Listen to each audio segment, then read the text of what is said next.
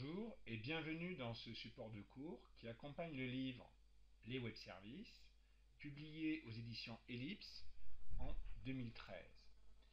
Le livre a été écrit par Jonathan Fontanelle, Reine Libaud et Philippe Lacombe et il est disponible dans la plupart des librairies et des bibliothèques.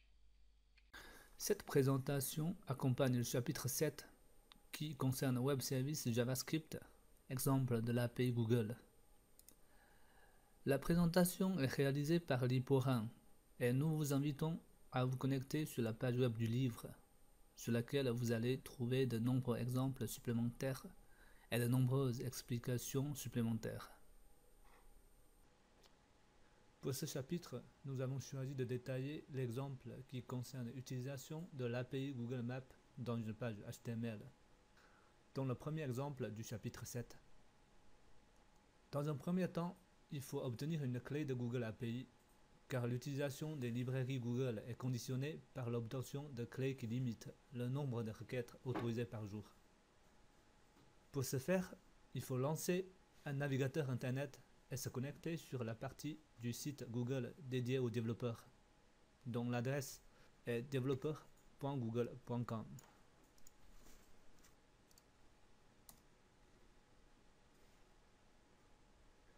En bas de cette page, on trouve la catégorie Developer Tools. Il faut cliquer sur API Console pour accéder à la page de gestion des API Google.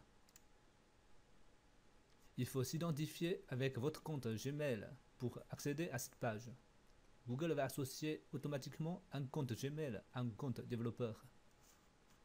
Il faut saisir votre adresse mail et votre mot de passe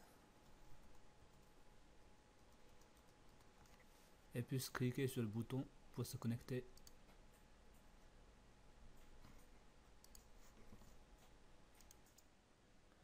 Pour la première connexion, il faut cliquer sur ce bouton pour créer un projet d'API Google.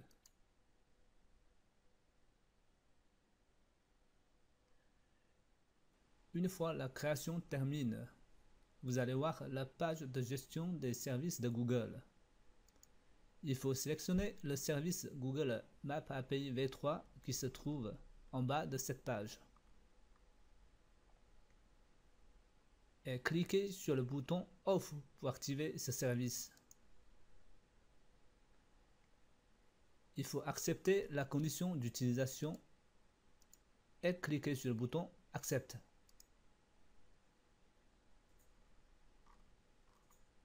On peut voir maintenant le service Google Maps API v3 est activé.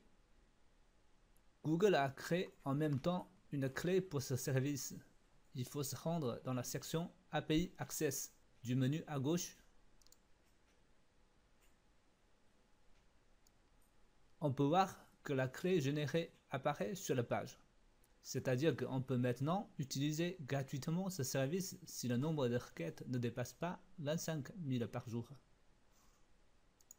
Dans le deuxième temps, il faut créer une page HTML qui utilise l'API Google Maps. Cette page contient deux parties, dont la première partie est la zone d'affichage sur laquelle s'affiche la carte Google Maps.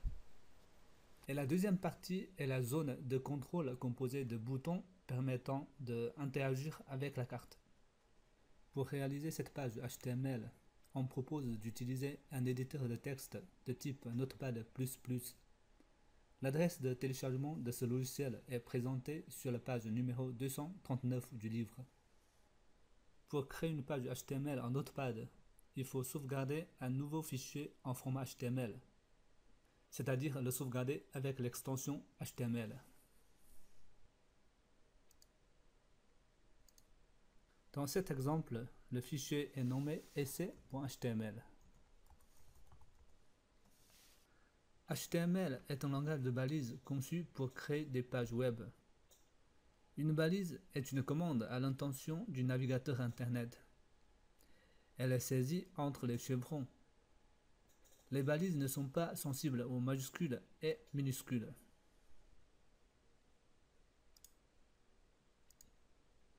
Une page HTML est définie par une balise HTML. et le code d'une page vierge en HTML doit ressembler à celle-ci, à l'intérieur de la balise HTML, on trouve deux autres balises, dont la balise head et la balise body. La balise head permet de définir l'entête de la page, et la balise body permet de définir le corps du document HTML. La création de la zone d'affichage consiste à définir deux balises div dans body. La première div se nomme main, et le contenu de cette balise est aligné à gauche.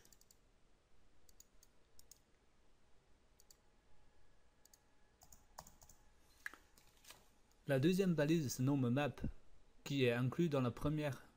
On utilise l'attribut style pour spécifier la hauteur et la largeur de cette balise. Cette deuxième balise est utilisée pour afficher la carte Google Maps. La création de la zone de contrôle consiste à ajouter 4 balises div dans body.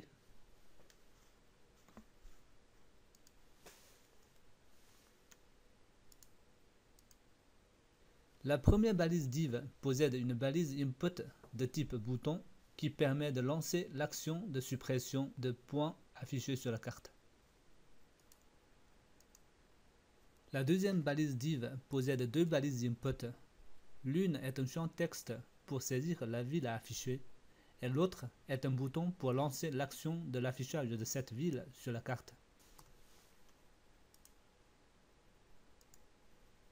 La troisième balise div possède 4 balises input, dont les deux premières sont champs texte permettant de saisir la ville de départ et la ville d'arrivée.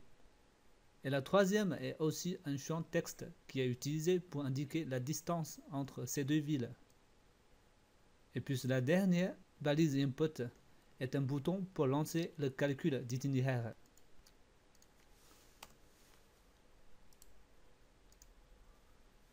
La quatrième balise div possède 3 balises input, dont les deux premières sont champs texte permettant de rentrer les coordonnées GPS. Et la troisième balise input permet de lancer l'action de géolocalisation. Sauvegarder la page HTML. Maintenant, on peut la visualiser dans un navigateur Internet. Le contenu de cette page doit ressembler à celle-là. Voici la zone d'affichage réservée pour la carte Google Maps. Et voici la zone de contrôle. Dans un troisième temps, il faut créer les fonctions codées en JavaScript afin de pouvoir interagir avec la carte. Tout d'abord, il faut créer une fonction qui permet d'afficher le Google Maps sur la page HTML. Pour cela, il faut inclure l'API Google Maps en utilisant la balise script dans la partie head. Une balise script permet de faire référence à une bibliothèque externe ou d'insérer un bloc de code dans un document HTML. Voici le code pour inclure la bibliothèque JavaScript de Google Maps, dans lequel l'attribut type permet de préciser le langage de programmation utilisé et l'attribut source contient le lien du fichier auquel la balise fait référence. Il faut bien spécifier la clé obtenue au début de cet exemple dans le lien, comme ici. Ensuite, il faut créer une nouvelle balise script dans laquelle on va écrire le code de JavaScript. Il faut préciser le langage qu'on va utiliser dans l'attribut type, donc ici JavaScript. Dans cette balise, on va d'abord définir 5 variables qu'on a besoin pour stocker les objets de Google Maps. Il faut créer une fonction et lui donner un nom, par exemple ici, afficher Gmap, qui permet d'afficher la carte. Dans cette fonction, on va créer un objet de type map en précisant le conteneur de la carte. Donc ici est la balise div avec l'identifiant map. Notons que la fonction document.getElementById permet d'accéder à un élément dans un document HTML en précisant son identifiant.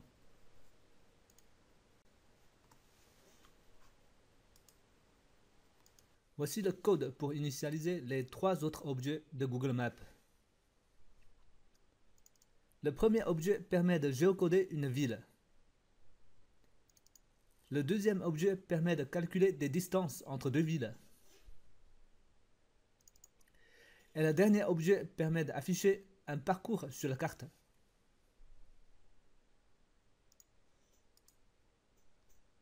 La carte Google Maps doit être positionnée par rapport à un lieu particulier. On propose d'utiliser ici les coordonnées GPS de Paris.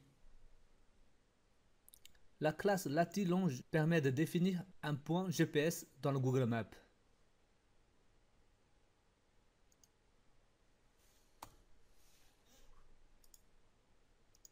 On peut configurer le type de la carte en utilisant la méthode setMapTypeID. Il faut spécifier le niveau de zoom. Dans cet exemple, le zoom est réglé au niveau 5. Le code de cette fonction est expliqué sur la page numéro 246 du livre. Afin de pouvoir afficher la carte Google Maps au chargement de la page dans un navigateur, n'oubliez pas d'ajouter l'événement en land dans la balise BADE et mettre la fonction afficher Gmap dedans. Pour tester la fonction d'affichage, il faut sauvegarder la page HTML et l'ouvrir dans le navigateur Internet. On peut voir que la carte Google Maps apparaît sur la zone d'affichage.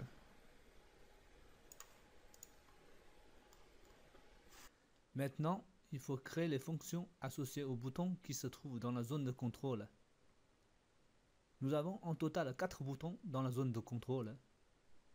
Dans cette vidéo, on a choisi de détailler la fonction associée au bouton afficher la ville. Pour les fonctions associées aux 3 autres boutons, on peut se référer à la page numéro 250 du livre. Pour associer une fonction au bouton afficher la ville, il faut modifier la balise input correspondante en ajoutant l'événement onClick avec le nom de la fonction dedans. Ici, la fonction est nommée afficher la ville. Cette fonction doit être définie dans une balise script. On va le mettre après la fonction afficher Gmap.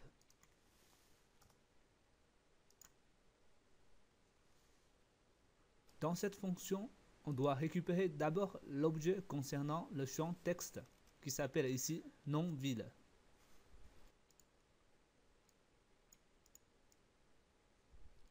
On vérifie si l'objet est bien existé.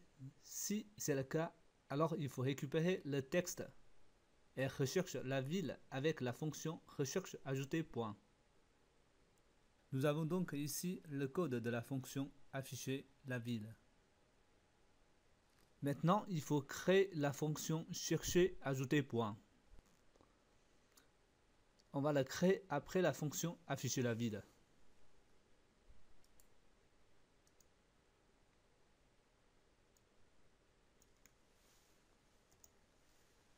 Cette fonction reçoit comme paramètre le nom de ville. Et après avoir localisé cette ville par l'objet geocoder, elle affiche le point sur la carte en appelant la fonction ajouter point sur la carte.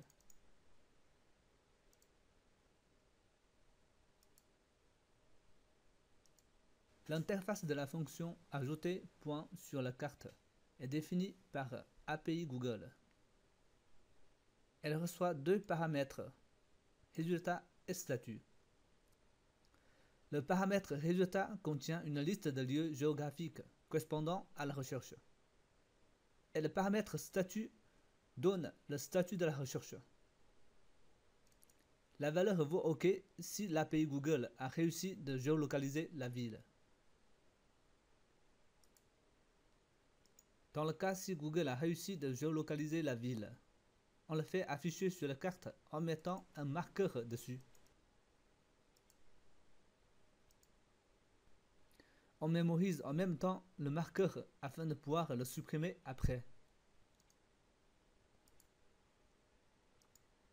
Dans le cas si Google n'a pas réussi de géolocaliser la ville, on fait afficher un message. Pour tester le code, il faut sauvegarder la page HTML et l'ouvrir dans un navigateur Internet.